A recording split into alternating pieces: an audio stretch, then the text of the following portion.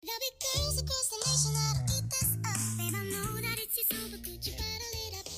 Hey guys, what's good? It's Brittany and welcome back to my channel. So today for you ladies and guys, I want to do a little luxury chat. So as you can tell by the title of this video, it's going to be all about why I sold my Louis Vuitton Favorite.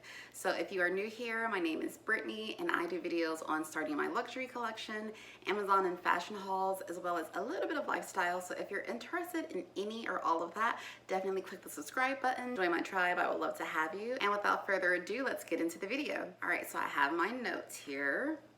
If you guys don't know, just due to like everything going on right now, I'm working from home, so I have transitioned my agenda from what it used to be to kind of like a YouTube workbook, and I keep all my notes here. So I'm going to be referring to my notes just because I want to make absolute sure I don't miss any of my points. So when it comes to buying luxury goods, I try to do what I think is a pretty good amount of research. I watch a lot of videos on YouTube. I think about what I already have in my own wardrobe for like styling. I think about my lifestyle, pros, cons, budget of course. And even with all of that, sometimes we get it wrong. We get it wrong. And it's interesting that I sold the Favorite because when I saw the Louis Vuitton Favorite and Damier Azur on Pinterest, I knew I needed that bag. So that is what started me like going on YouTube, looking at all these videos, looking at what other bags were out there. It all started from one Pinterest post of the Louis Vuitton Favorite. So by the time I purchased my Favorite, I had already bought the Louis Vuitton Pochette Accessoire. I had also already bought my Louis Vuitton Speedy.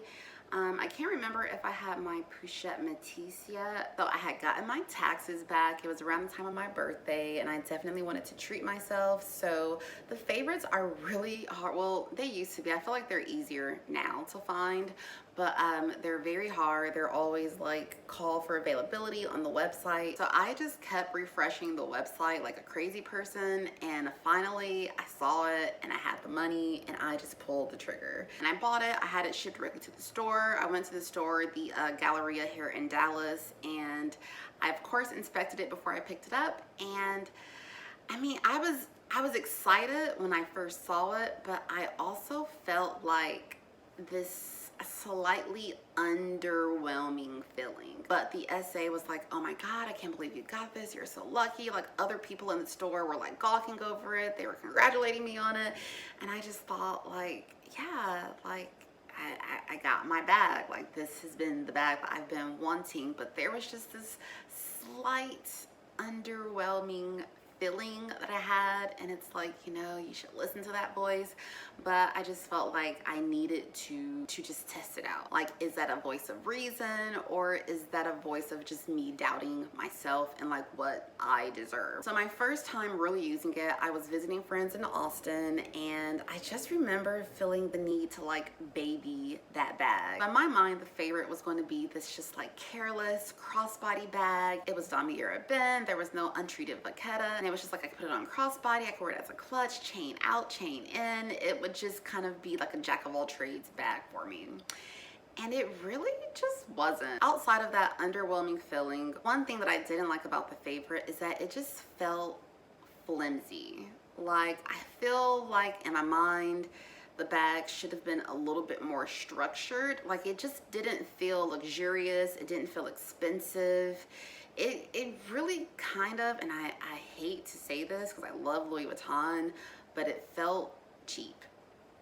And I mean, I know it wasn't cheap. Like I know $1,000 isn't like the most expensive bag, but like for $1,000, you know, you kind of want to feel like you spent $1,000. And like I didn't feel that way. Like sometimes it photographed perfectly, and then there were other times that I was just like, I would see a dent, or like the flap would kind of have like a slight wave in it, or I would see that bag on other people and it would look cheap on other people.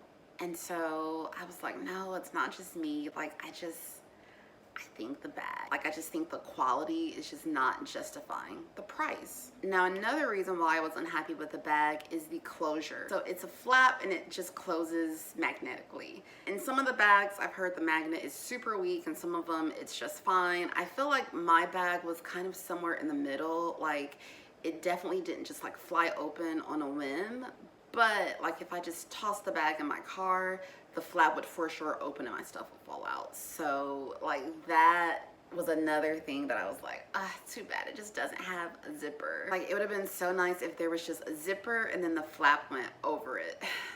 Like Louis Vuitton, I don't understand why. Okay, so that's number two. The third thing that I didn't like about the bag is the name plate. So the name plate in itself was beautiful. I kind of felt like it was an extra little touch. I love gold.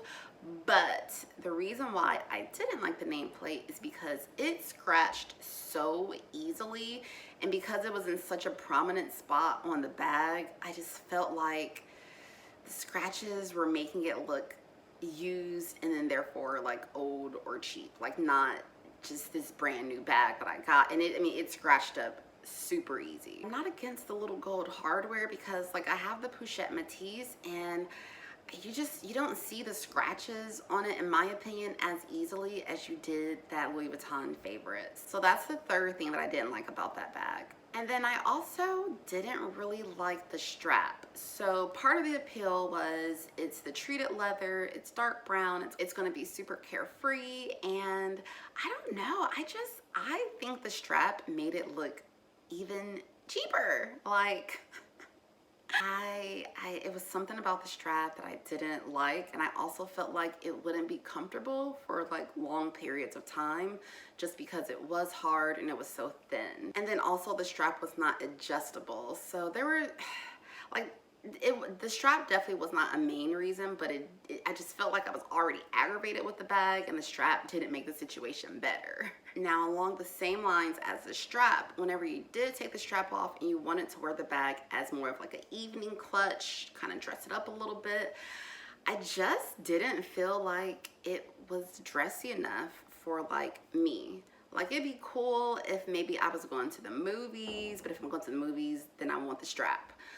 It would be cool if I was going to like Dave & Buster's, but if I'm going to Dave & Buster's, I want the strap. For every like casual occasion that I felt like it would be a good evening clutch, I was like, no, I would definitely just want to wear the strap for that. So for me, I just kind of felt like it was useless as a clutch. So it's already like, okay, I'm aggravated. I don't like the strap. I think it's a little cheap. It's a little flimsy. It's not closing properly. It's not holding as much stuff as I wanted to. And I can't even use it for like all the functionality that I thought I was going to use it for. So it's like, I was just really just getting like antsy with the bag. And I was like, I think I might sell it. And so the nail on the coffin for that bag was this baby right here. So this is the Louis Vuitton Pochette Accessoire. This is a great starter bag if you want to like dip your toe into Louis Vuitton. And honestly, this bag just did almost everything that I wanted the Favorite to do. And of course, this was way cheaper. Like, I bought this secondhand for, I can't remember how much I bought this for, but I will put it on the screen. But yes, so I got this, and then I bought the strap to go with it, which, you know, has the little padding here that's a lot more comfortable. It's adjustable. It has a zipper. It's small. It's, you know, I could throw it. It had all the crossbody features that I really wanted out of the Favorite. It had the security of the zipper. It's already pre-loved, so I really didn't feel like I needed to baby it. There was no special, you know, there's nothing to scratch here. Now, this is an older bag, so the Vachetta tab is a lot darker, but I mean, for this one little square. But I know I got this for like less than half of what I paid for the Favorite, so it just really no longer served me. And I know that a lot of people still do like the Favorite, so I knew that I would be able to sell it for pretty close to what I bought it for. I sold this for really close to what I paid for it for, so I don't really feel like I lost anything. If anything, I gained it because I still use the bag, but it didn't really cost me much to have it. I got lucky in the sense of that mistake really didn't cost me anything. A lot of times when people have to sell their used luxury bags, they take quite a hit So if you have any questions for me, let me know in the comments below. As always, remember to be good to yourselves, and I will see you guys next time. Mwah. Bye, guys.